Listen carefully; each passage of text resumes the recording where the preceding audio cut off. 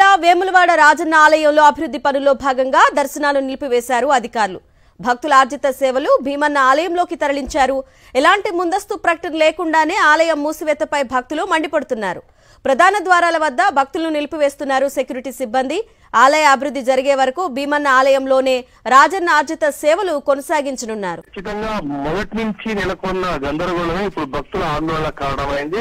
ఈ రోజు పెద్ద ఎత్తున అంటే విదేశాల నుంచి కూడా చాలా మంది కార్తీక మాసం సమయంలో సెంటిమెంట్ గా రాజన్న ఆలయానికి వస్తుంటారు. ఈ క్రమంలో పెద్ద ఎత్తున భక్తులంతా కూడా వస్తే అన్ని గోపురాల దగ్గర కూడా మొత్తంగా మూసేసి వాళ్ళని ద్వారాల దగ్గర సెక్యూరిటీ సిబ్బంది నిలిపివేయడంతో వాళ్ళంతా కూడా ఆగ్రహానికి గురయ్యారు.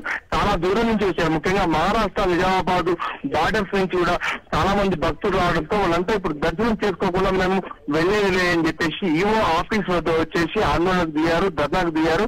ఈ క్రమంలో మహిళలు ముఖ్యంగా చిన్న చిన్న పిల్లలతోనూ ఎండలో అక్కడి నుంచి దూరం నుంచి వస్తే ఈ విధంగా నిలిపివేయడం అని చెప్పేసి వాళ్ళంతా ఆగ్రహం వ్యక్తం చేసిన పరిస్థితి. అయితే ముఖ్యంగా దీనిపైన ఒక స్పష్టమైన ప్రకటన లేకపోవడం మాత్రం గమనించాల్సిన అంశం. ఎందుకంటే ఎప్పుడు ప్రారంభమవుతాయి అభివృద్ధి పనులు, అదేవిధంగా ఎప్పటి వరకు పూర్తవుతాయి, ముఖ్యంగా ఇక్కడ భక్తులకు ఎప్పటి నుంచి ప్రకటన చేస్తారని ఇలాంటి స్పష్టత లేకుండా గందరగోళం నడుమన ఈ మొత్తంగా విస్తరణ అభివృద్ధి పనులు కొనసాగుతుండడంతో మొత్తంగా భక్తుల్లో ఒక ఆగ్రహం అయితే మనకు కనిపించింది.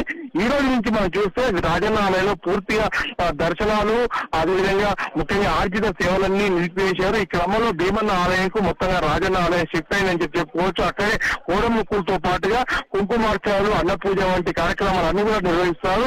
ఈ క్రమంలో ఈ రోజు భక్తుల ఆందోళనతో కొంత సర్దుబాటు చేసి కొంతమంది భక్తులను లోపలికి పంపించారు. అయితే మొత్తంగా దీనిపైన ఒక స్పష్టమైన ప్రకటన లేకుండా, బాధ్యత రాహిత్యంగా వ్యవహరిస్తున్నారని ఒక విమర్శకు మాత్రం ఈ రోజు మనకు కనిపించింది.